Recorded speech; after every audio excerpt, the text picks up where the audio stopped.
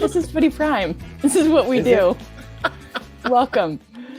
We have special guests today. Well, we have James Sharman, who's not here. Craig Forrest is away. So is Jimmy Brennan. But we've got Wonger, Dan Wong, not yet growing the Cole Palmer haircut because the Prem kicks off today. So hopefully, fingers crossed, that's happening soon. We've got JC, the voice vendor, voiceover extraordinaire, editor, person who's crucial to this thing ticking along, and a special guest, Asa Rehman. I'm Amy Walsh. But Asa, theme music? We don't have that anymore. We're gonna have to make one special for you. Yeah. We always have it, and I bet. And I was gonna say JC is gonna come up with something, and it took him like half a beat. Yeah.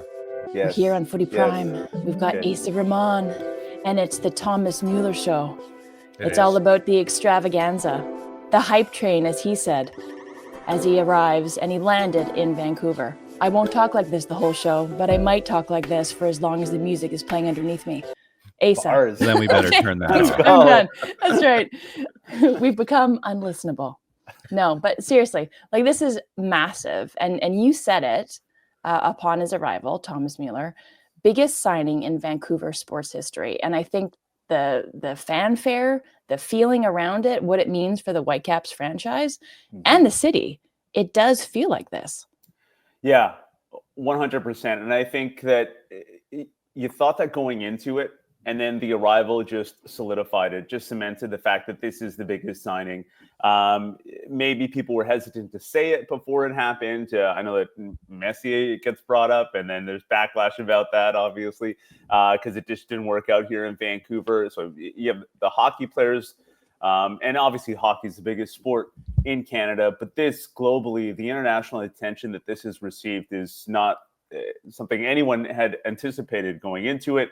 It was great to speak to German journalists who were covering it at the airport and then at the unveiling as well on Thursday. And then just the fanfare, absolutely wild. The airport was incredible. Just seeing him show up, first of all, the great warm welcome that Vancouver provided was really neat. And then walking him through, just seeing this parade through the airport, this procession was wild. So he arrives at the arrivals terminal, and then kind of walks through the airport to the White Spot, which is a local restaurant, which is just so perfect. And that's where the fans were set up watching the Forge match, the Whitecaps versus the Forge match on the big screens there. So it was really neat to see that whole thing play out. And then Thomas Müller obviously wanted to watch a bit of it as well. So it was, the sights, the sounds was incredible. And now we can't wait to see him on the pitch, because that's the next step. But it feels like everything has been met by this fervor, and then the online reaction's been incredible. So can't wait to see him then at training, then can't wait to see him on the pitch at BC Place. So does the White Spot restaurant, sorry, Wonger, I have to know, do they rebrand to the Whitecap Spot whenever they host a Whitecaps game? No, that's great, though. Seems like a missed opportunity. Yeah, it's right there for them. Sorry, I also have to say, as a German citizen, you would think you're not German. The Aryan part of him would be magnetically brought to the White Spot. I remember telling when I moved to Toronto, I was living in Toronto. One of my good friends there, Rob Leth, I was explaining White Spot to him, and every time I brought it up, he was just like, "They haven't changed the name yet," you know. Like, we never thought of it that way, you know. It's White Spot. You eat your burgers, your pirate pack. It's a good time. I'm sorry, a pirate pack? Oh yeah, a pirate pack. That's the kids' meal. It comes in a little cardboard pirate ship, and you get a chocolate coin on the end of it. Yeah. Oh my goodness! I'll have a butter tart, and you guys have a pirate pack. I believe it's called a doubloon, a chocolate doubloon. Chocolate doubloon. Brilliant. Incredible. Okay, but back to Müller. Yes, back to Pirate Pack Mania aside, back to Thomas Müller. Tangents that we've become accustomed to on this program, but still. So he seems to be saying all the right things. He's clearly this vibrant personality off the pitch. But you drop him into this Whitecaps squad, and he is, especially with the Ryan Gauld injury and the knee capsule kind of stretching out, he might not be available for the rest of the season. he's going to just slot in as that creator, as that rum deuter. There's no deuter about it, that he's going to slot in right behind a Brian White and light things up in the attack, right? Well done. Yeah, you hope. And people keep asking where he's going to fit into this group, and you find space for him. You get him on the pitch. He's definitely going to be in the attacking four. I'm curious to see. I mean, Brian White's put in a shift already this season. Maybe he just takes some minutes up top as a striker, as a number 9 up there, because he is so versatile. Jesper Sorensen's mentioned that he could utilize him in a role similar to how he's used Daniel Rios at times, where he's like an inverted winger, plays on the wide area, but doesn't really hug the touchline, comes centrally a little bit more, could play behind the striker. Obviously, that's probably most comfortable for him. But yeah, you're going to find a way to get him on the pitch. You're going to utilize him, and I can't wait to see it in action, because, yeah, speaking to a few of the German journalists who were just kind of explaining what we can expect here, obviously amazing off the field, so funny, so quick, so clever on the field. Yeah, just as quick and clever and entertaining, because the way he processes things, I think, is what makes him stand out on the field. He's always finding space, the rum deuter, as you mentioned, and so he'll find the space, but he'll quickly kind of move the ball and keep the Caps in possession. And it's a dream for the wingers, right? The Emmanuel Sabis, Jaden Nelsons, Ali Ahmed, when he's back on the field as well, they should get plenty of opportunities because of Thomas Müller. Last week, our friend Dubs here wrote out on our tweeted out, "I like him umlaut." And I thought that was, when Dubs comes up with something, I don't want to give her too much applause and too much but that was a brilliant one, and I didn't tell her that. I let it sit, and she actually reached out and said, "What? Nothing?" Yeah, it's like, really, you guys? Yeah. But it was brilliant. Last week we talked about the Müller Mania versus Sensational Sun in LAFC. Now that you saw good old Sun jump in and no one expected him to come in, and he set up a penalty with his run and just showing how quick he is. You had said you thought he was going to make a big impact, but Müller was going to make a bigger one. Are you still in the same space, even though you haven't seen Müller play yet? Oh, it just makes me want to see it more, because it's so different. I mean, Son's younger. He's got the pace as well. And, that's just not Thomas Müller's game. But with the way the Whitecaps play, they're going to be in possession. They've played this way the whole season. He should still be able to have a massive impact with this team. And the thing that I keep coming back to is the impact that Stuart Armstrong had with the Vancouver Whitecaps when he was rolling. And it's that Portland match in the playoffs where he was just pulling the strings, finding space and setting it up. And then you have Thomas Müller, who's on another level, obviously. So that's what I expect to see from Thomas Müller. But, before he arrived in Vancouver, he was very honest in the fact that he's nervous, a little anxious about this, because he's only known one team, had a lot of success at that one team, one of the greatest teams in the world, but he's nervous about what this is going to look like. It's great to see him comfortable, confident, and smiling off the pitch so far. And you just hope that translates onto the field, because if he's doing what we expect him to do, I think that I still do believe he'll have a greater impact than Son, because I feel like Son might be a little bit more reliant on the service, on the distribution. Yes, a younger, speedy player, but it feels like, Thomas Müller's going to be able to get on the ball a little bit more potentially. And Thomas Müller has mentioned that he is fit. He continued to train with Bayern Munich, and he even had nice things to say about the BC Place turf. This guy has not made a misstep yet. But do you think, you mentioned going to watch him train? This will be his first training session.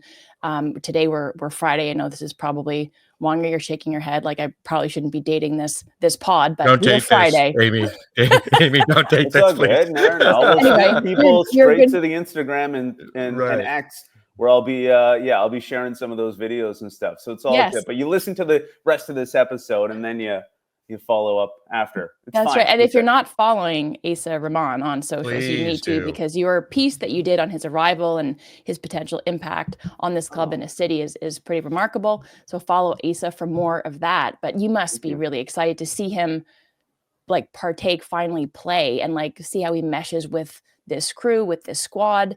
And then do you think, because he's so fit, I already mentioned the Ryan Gauld absence, is it too early to think that he might see some time against Houston on Sunday? I believe he'll get on the pitch.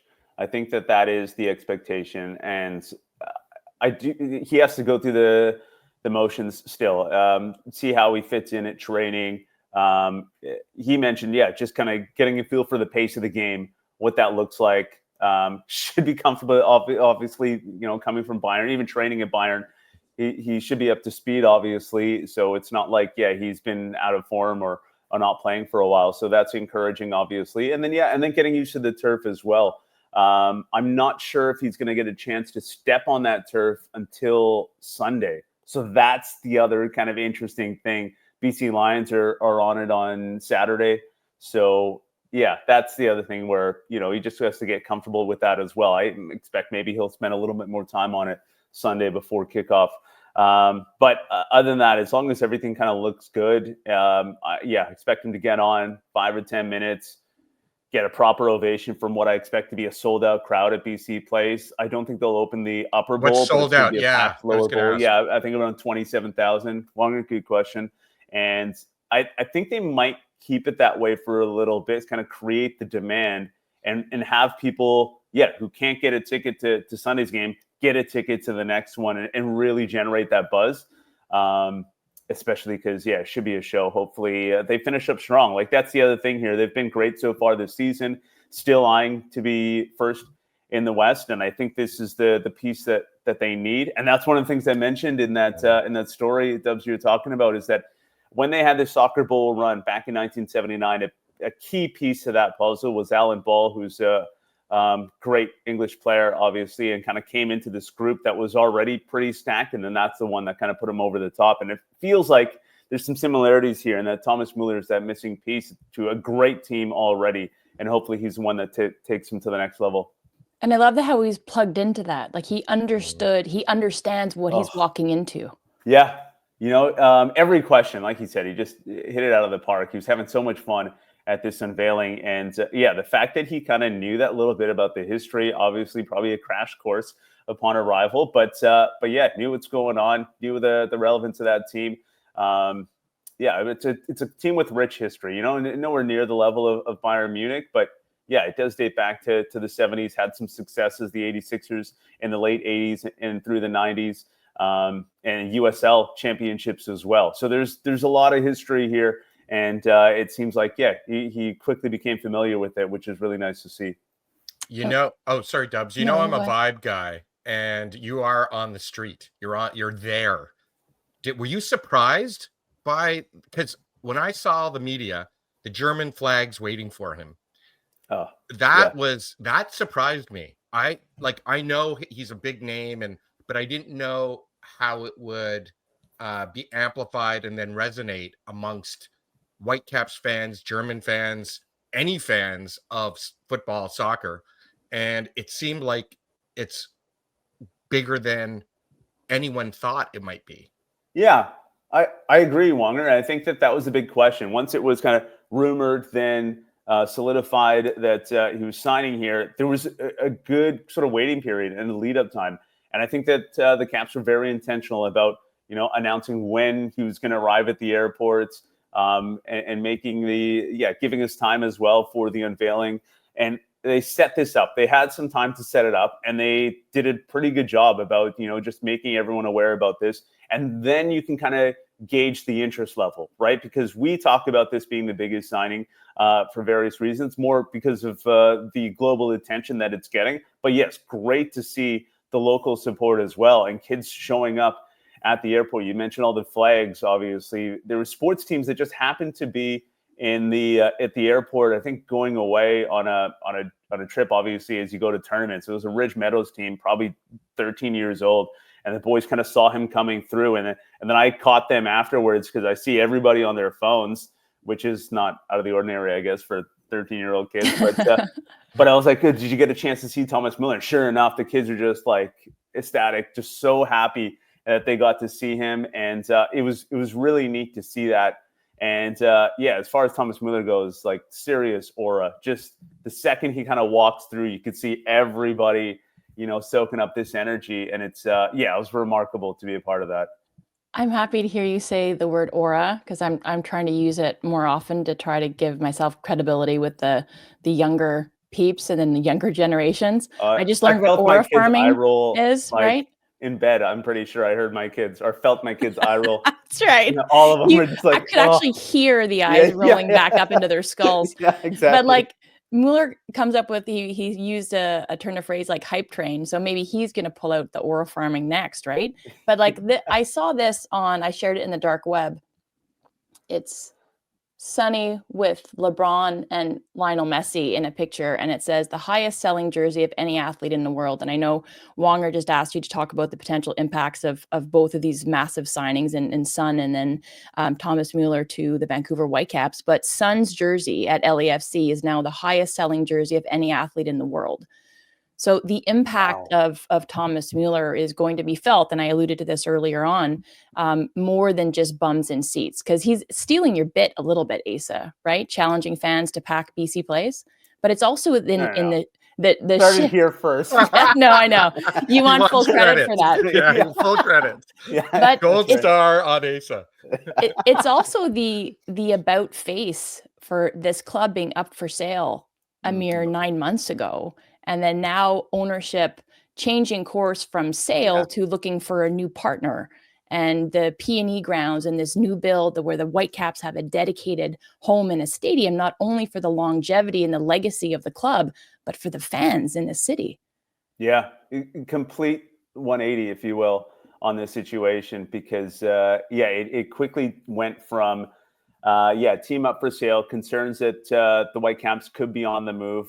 The ownership group has always said that they want to keep it here in Vancouver, but the tone of that's completely changed now when you see these sorts of signings, this signing in particular. But I also thought it was interesting that they, brought Jesper Sorensen over because they could have gone a different route, could have gone a simpler, sort of cheaper route, but instead they convinced Jesper Sorensen to come here, be a part of this project. And it started with him. And then you saw the impact that he had on the players on the pitch. And then you have these great projects, great players like Jadon Nelson kind of reinventing himself and putting himself on the map here and deserving the spotlight, one of the bright stars for this team. And now, obviously Thomas Müller coming in really screams that they're fully invested in keeping this team here. And are seeking investors, partners to take on this project to fund this stadium and this build potentially here at the Hastings Racecourse. So that's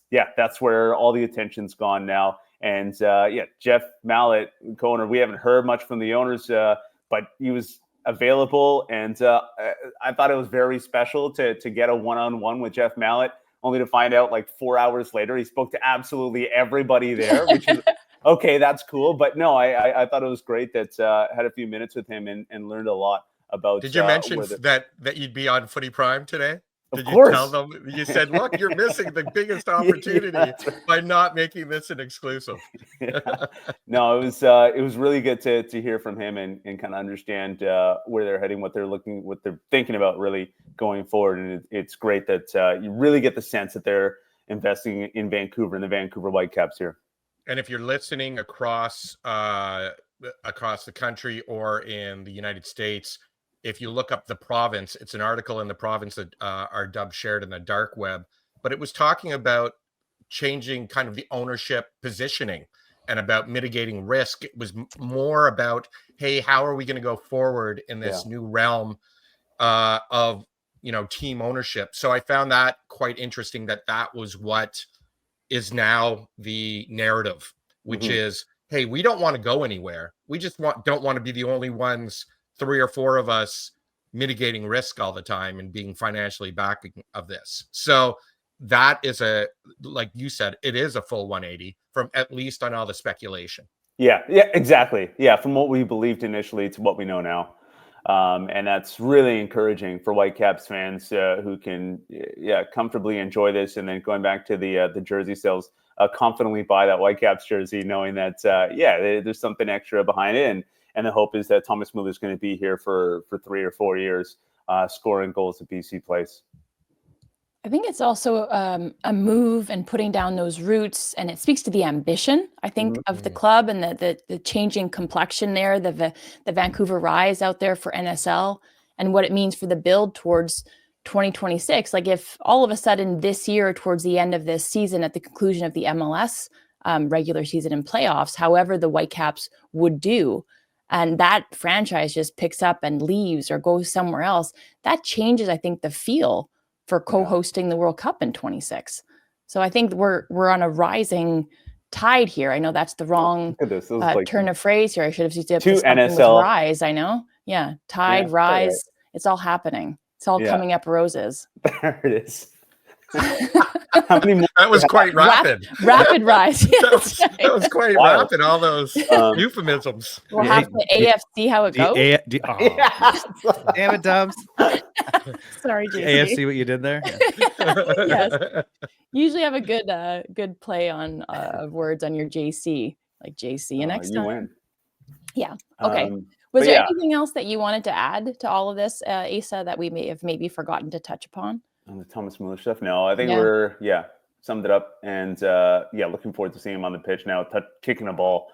That's the next step, and I'm expecting a lot of fans showing up at UBC trying to peer through the fence. Climb. Are you going to be? You're going to be standing on the sideline, are you not? Yeah, I'll be inside there, and I'm just as entertaining and interesting as Thomas Müller's been. The reaction's been just as entertaining, just kind of seeing who shows up, how many people show up, and the fanfare that he brings.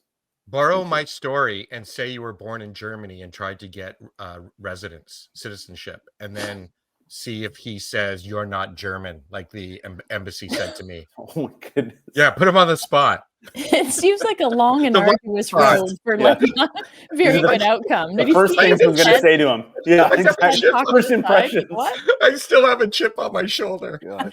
Apparently. 50 some years later. Deep-seated stuff. That's right. You're not German. All right. Asa, we had we just had our Premier League kind of preview show the other day where we asked our big questions ahead of this season. And you, as a Chelsea fan, Wonger brought this up earlier on, where we think this is a team that's going to contend not just for Europe, but potentially the Premier League crown. So what are your thoughts on your team, your prospects, and where you think it'll all shake out at the conclusion of the year? Yeah, I think that the bar is raised. I think the expectations now for this Chelsea team is to finish top 2, so essentially contend for the title here. And then bare minimum would be Champions League spot. So like the top 4 finish, I think is what you'd essentially settle for, depending on how things play out, right? Major injuries or whatever. But right now, going into the season, bare minimum is kind of top 4 yet. And that's very different from where Chelsea have been over the last few years. But with the team that they've kind of built here and what we saw at the Club World Cup, there is enough reason to believe that this team should be right up there. Now it's a long season. We saw them have a serious dip around Christmas time last year. That's going to be the challenge. It's kind of just putting it all together for the entire season. But I feel like they've also gained a bit of experience. It's been a young group. It was one of the youngest teams at that Club World Cup, and it was great for them to actually get that over the line. I think that's the one thing that can be a challenge for some clubs is winning it. It's great to compete and perform well at stages in a season, but at the end of the day, you have to get some hardware, and it was really good to see.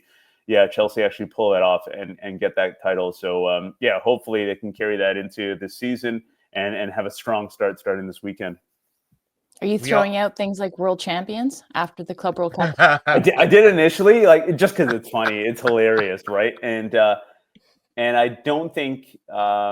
And I do believe that they fully deserve that, and it is worth celebrating the title world champions. Just great for trolling. It is what it is. You're a Chelsea fan, so purchase a a cheesy world champion shirt and celebrate it. Yeah, because it's hilarious. It's good. Well, You get to do it for 4 years. I'm signing you up, Asa, on the if Chelsea wins, you get a Cole Palmer haircut. But you're almost there. Like, I don't you're know not if I can far pull off. that. It's like, no, that doesn't work for me. I like the He picture is of you not though. almost there. I can't do it. He's No, been on the we'll show look long funny. enough. I can make fun of his hair. The only thing Yeah, I you got- could. The only thing I beat everybody at right now, except you. Your hair's fire, bud. And that picture of you, that looks Man, great. JC. That little rendering, I think you should do it, man. I look weird. That's good. Okay, some of the questions that we had, because I would love to delve a little bit more into Chelsea, and I think the clarity, I think that even as a casual fan or myself obviously a fan of the game and of the Prem, but obviously of Liverpool versus your Chelsea, but I thought that your team was very, very impressive during the Club World Cup. But I think there was a clarity of the way that what they wanted to play their identity under Maresca. And I think that was part and parcel with having João Pedro as that focal point in the attack. So we talked about signings and across the league, who was going to have not maybe the biggest splash, the biggest spend, but which signing was going to have the biggest impact at their club. So are you going to stick with Chelsea here? Or are you going to go kind of off the board a little bit? I initially lean towards Chelsea. United's made some really good signings, and I'm hesitant to admit it, but I think that they spent some good money here, and I think it was great that they brought in a few players because it hasn't been the best culture environment there. So it can be challenging sometimes when you have one or two kind of come in and then they're in this mess. But the fact that they've spent quite a bit and brought in a few players, I think can help that situation out, because maybe they can change the culture quickly there within this season.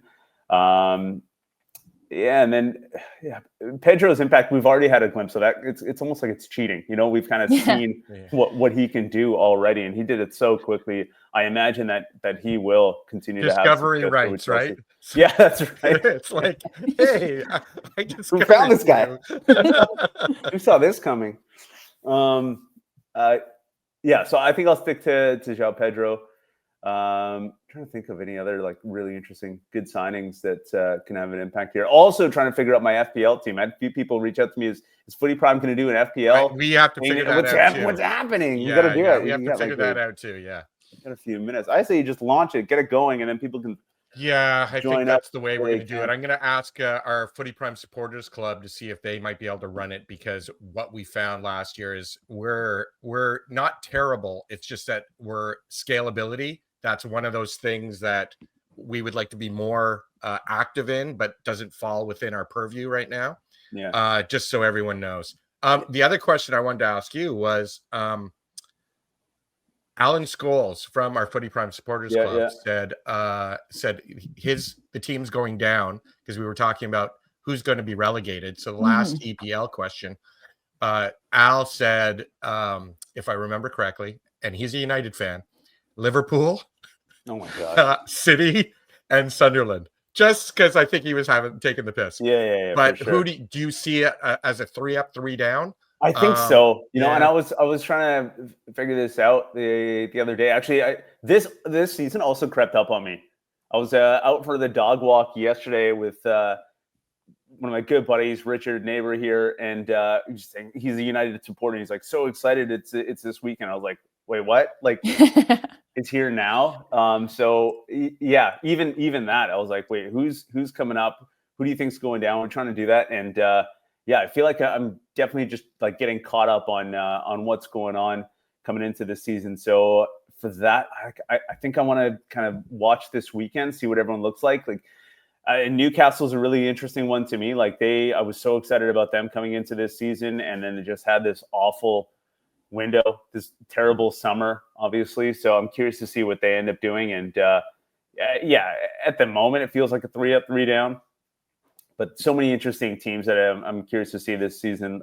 Crystal Palace being another one, and we got a taste of what they bring to the table this season. So can't wait for the weekend to kick off and yeah, I'm not going to commit to that question. Just yet. God, I hate when you do that. I hate it. I can't believe I'm going to do this because I'm definitely not somebody who has a fantasy team. Like, I already have to watch so much football, and I'm thrilled that I get to do that as part of my job. Having a fantasy team and picking my team and keeping track of it is just never going to be in the cards for me. But you're going to do it, Dubs. No, I never am. I'm going to live vicariously through you. So to that end, I saw a Cole Palmer bit. I think it was with it was with the Premier League and with Chelsea. Seen this. Yeah. And they're like, "Do you know your worth?"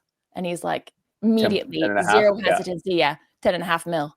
And then they're like, what do you reckon? You know, and he's like a bit dear. And then he says, and they're like, "Do you think that everyone should have you in your team?" And he was like, if they want points. Yeah, he's so good. I love that. And I said, he's part of, for me, what makes Chelsea likable. Yes. Because he's so off the cuff. And like you have to imagine that the people behind the scenes are like maybe walking on eggshells a little bit, worried potentially about a misstep or something that he's going to say. But I think it makes him more likable, and I want to follow him, and I enjoy obviously what he does on the pitch. I think he's absolutely electric with the ball in his foot. Yeah. So I'm a fan of him, not necessarily of Chelsea, but I think it makes the team, the squad, more likable because he's there. Yeah, his shtick, I don't think it works if he doesn't score the way he scores and performs on the pitch, right? Great point. People I think initially would make fun of him. He's kind of funny, but now, just so endearing. Like he's hilarious, he's fun, so likable, as you mentioned, and a big part of it's because he just keeps scoring. Celebration's great. Kids love this guy, and he's the biggest reason why I think it's all working. You know, Chelsea have had trouble with managers figuring it out, and why can't this team work? As far as, you know, they spend all this money, get all these guys, and no one pans out, and you know, swapping managers every 8 months, all that sort of stuff. And then you have Cole Palmer come through, and then everyone's great. And I think sometimes it requires that special player, whether it's, you know, a defensive player holding mid, score, whatever it is. Someone that's just on another level, and then it helps everybody out, helps the manager out as well. Maresco's been amazing, but you know, it was tough for the other managers because everything was just a mess at the time, and you had talented players everywhere. But now you have Cole Palmer, who I believe is on another level and is lifting everybody else up. I'm going to throw a stick in your spokes for just a second, because obviously Cucurella, Caicedo, Enzo, Palmer. I think a couple of the youthful upstart, and as you say, Estevao, is that how you say his name? Yeah. Like he looks wildly talented, right? And incredible.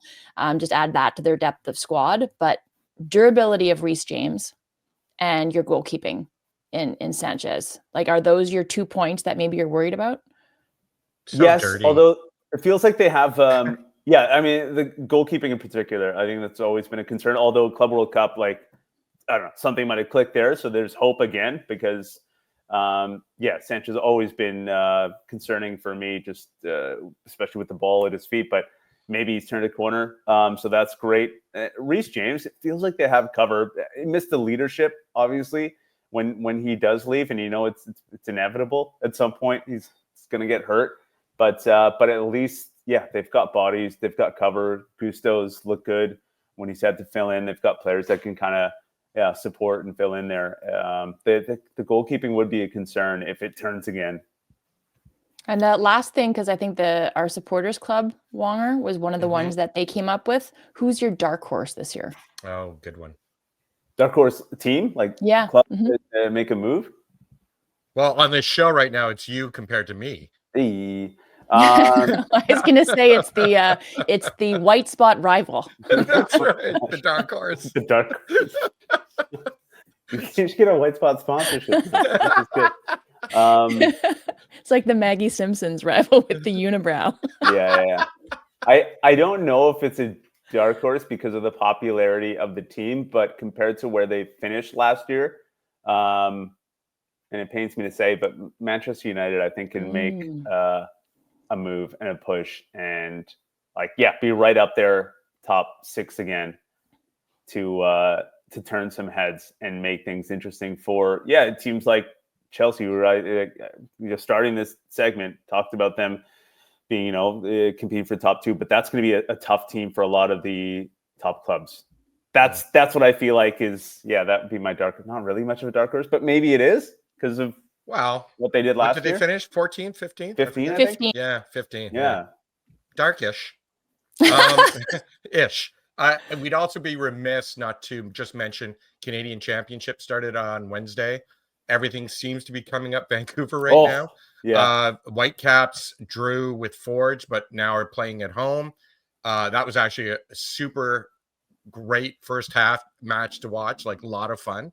And then the upset, Vancouver Football Club beat Atletico Ottawa after Nate Ingham, our friend in Ottawa, came on the pod. And he was usually, just so you guys know, I looked it up. I didn't look it up, but I know that he's always done well after being on our podcast. And this is one of those times that it didn't work. So I hope we haven't lost the Nate magic, but that last goal in penalty, like in not penalty time, like extra stoppage time, yeah. stoppage time, that changes an entire match, right? They're going to go back to Ottawa down 3-1.